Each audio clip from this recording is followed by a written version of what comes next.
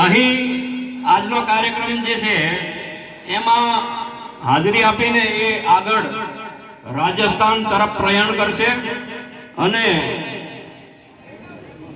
મધ્યપ્રદેશ રહી 12 તારીખના રોજ પીપલનેર ખાતે યોજાનાર सांस्कृतिक एकता महासम्मेलन ની અંદર પહોંચશે। અહીં આપણી વચ્ચે પૂર્વ વિપક્ષ નેતા સુખરામભાઈ રાઠવા પણ ઉપસ્થિત થઈ રહ્યા છે। એમનું પણ આપણે સૌ તાળીઓથી સ્વાગત કરીશું। સુખરામભાઈ રાઠવાજી, હવે અહીં આપણે મહિલા સન્માન યાત્રામાંથી જોડાયેલા એવા કુસુમબેન રાવત કે જે પૂર્વ રાષ્ટ્રીય અધ્યક્ષ છે, એમને હું વિનંતી કરીશ કે આપણને સંબોધન કરશે આજના કાર્યક્રમ વિશે। કુસુમબેન રાવત।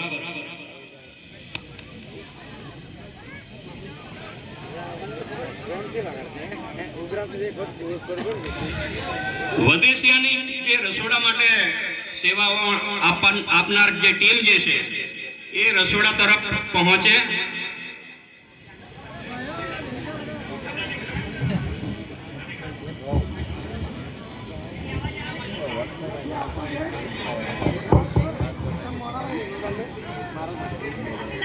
हेलो, जय आदिवासी।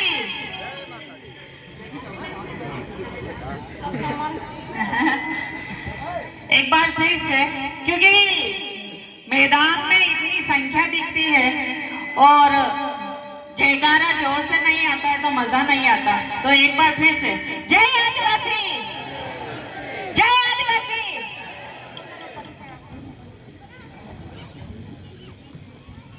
आपकी जय जोहार। मेरा नाम कुसुम रावत है, मैं बांसवाड़ा राजस्थान से हूँ। हम लोगों ने मिलकर बाल महिला प्रकृति सुरक्षा यात्रा निकाला है। उसमें मेरे साथ में जो महिला साथी है, हमारे वर्तमान राष्ट्रीय महिला अध्यक्ष प्रमिलाबेन वसावा, इनकी अगुवाई में हम ये यात्रा निकाल रहे हैं।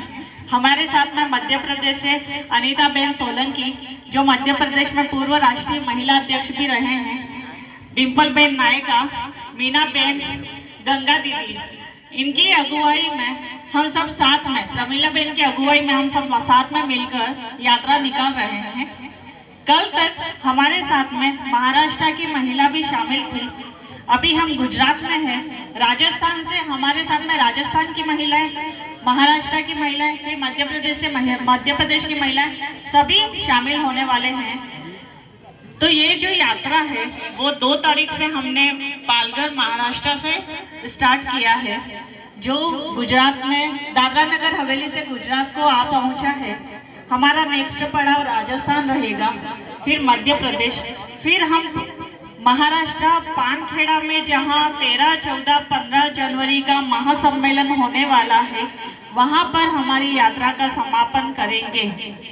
इस यात्रा का उद्देश्य, जैसा कि आप नाम से ही विदित है, बाल महिला एवं प्रकृति सुरक्षा यात्रा, साथ ही 13, 14, 15 जनवरी का जो महासम्मेलन है, उसके लिए हम इनविटेशन देने के लिए घर घर तक पहुंच रहे हैं। अभी भी बहुत सारी महिलाएं महासम्मेलन में आती हैं, बहुत सारे भाई हमारे महासम्मेलन में आते हैं, लेकिन फिर भी कुछ कमी सा लगता है। वो महिलाएं जो अभी घरों से निकली नहीं हैं, वो महिलाएं जो आदिवासी समुदाय को घरों में फैलाती तो हैं, लेकिन दूसरे समुदाय के साथ में अभी भी नहीं सामंजस्य बिठा पा रही है। वो हमारे गैर आदिवासी महिला एवं पुरुष जो प्रकृति बचाने में हमारे साथ खड़े हुए नहीं हैं, जो प्रकृति बचाओ में संवेदना अभी तक जिनके मनों में जगी नहीं है, उन सब के साथ में मिलकर प्रकृति कैसे बचाई जाए, महिलाओं और बच्चों को कैसे सम्मान प्राप्त किया जाए, उस उद्देश्य को लेकर हम यात्रा लेकर निकले हैं। और साथ ही आदिवासी एकता परिषद ने जो आप लोगों के सामने जवाब दे दिया है। अभी हम देखते हैं कि सवाल सभी पैदा करते हैं, सब खड़े हो जाते हैं, ये नहीं हो रहा है, वो नहीं हो रहा है, ऐसा क्यों हो रहा है, वैसा क्यों नहीं हो रहा है। लेकिन आदिवासी एकता परिषद एकमात्र ऐसी विचारधारा है जिन्होंने जवाब दे दिया है। तो आदिवासी एकता परिषद का 7 मुद्दों का जो कार्यक्रम है उसमें पूरा जवाब है।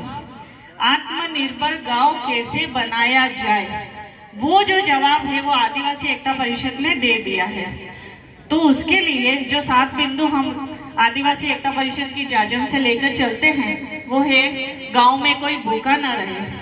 अब वो कौन सी रीति से भूखा नहीं रहेगा, उसके लिए हर घर से एक मुट्ठी अनाज इकट्ठा करना है, और जहाँ पे अनाज की कमी है, जिस घर में अनाज की कमी है, बिना उसकी पहचान बताए हमें उनको देना है, जिससे सामने वाले व्यक्ति का भी स्वाभिमान जो है वो बना रहे। अभी हम देखते हैं सोशल मीडिया के जमाने में कि फोटोज एंड वीडियोस के लिए सिर्फ और सिर्फ सेवा करते हैं, तो वो काम हम नहीं करते। आदिवासी एक ऐसा अकेला मात्र इंसान है जो पूरी प्रकृति में रहने वाले भाई बहनों का पेट भरता है, खेती करता है। इसके बाद गांव में कोई स्वास्थ्य से वंचित न रहे, तो उसके लिए जो जीएनएम, एएनएम, डॉक्टर्स अपनी सेवा के बाद में अपनी सेवा गांव में देना शुरू करेंगे, जिससे क्या होगा कि गांव में स्वास्थ्य से कोई भी वंचित नहीं रहेगा, गांव में कोई शिक्षा से वंचित ना रहे। उसके लिए गांव के जो टीचर्स हैं वो टीचर्स अपनी सेवा के बाद में गांव में अध्यापन करना शुरू करेंगे। गांव में अध्ययन केंद्र हो, भाषा केंद्र हो, साहित्य केंद्र हो। गांव का झगड़ा गांव में खत्म हो। अब गांव का झगड़ा गांव में अगर खत्म होगा तो पुलिस का इन्वॉल्वमेंट नहीं होएगा गांव में। एक एग्जाम्पल है, अगर 2 बच्चे परिवार में लड़ जाते हैं और उनका अगर सॉल्यूशन करवाना हो वो माता पिता के द्वारा किया जाता है, तो वो सॉल्यूशन अच्छा होगा, ये तो आप मानते हैं ना। तो वैसा के वैसा हमारे गांव के वडील के द्वारा अगर गांव का झगड़ा निपटाया जाएगा तो वो कम खर्च में और अच्छे से निपट जाएगा। तो ये हमने पैरवी करी है। गांव का जो कच्चा माल है वो गांव से पक्का होकर गांव से निकले।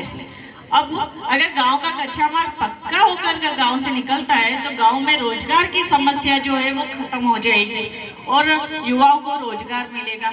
दूसरी बात, अगर गेहूं है उसको हम गेहूं के रूप में बेचते हैं और उसका आटा बना के बेचते हैं, तो कितना फर्क आ जाता है। तो इसीलिए, और वही हम गेहूं खरीदने जाता है और आटा खरीदने जाते हैं तो प्राइस में कितना ऊपर नीचे हो जाता है। तो उस चीज का ख्याल रखते हुए गांव का कच्चा माल हमें कच्ची अवस्था में बाहर नहीं भेजना है, पक्का होकर ही गांव से बाहर निकले। तो जैसा कि कार्यक्रम में मेरे अलावा और भी बहुत अच्छे वक्ता हैं और हम सबको सुनना चाहते हैं, और मेरा ये निवेदन रहेगा आप सभी से कि हमारे जो आदिवासी एकता परिषद के जो शिविर होते हैं आप उसमें आइए, बैठिए, हमारे साथ में संवाद कीजिए, जिससे क्या होगा कि और अच्छा आदिवासी एकता परिषद आगे फैलेगा।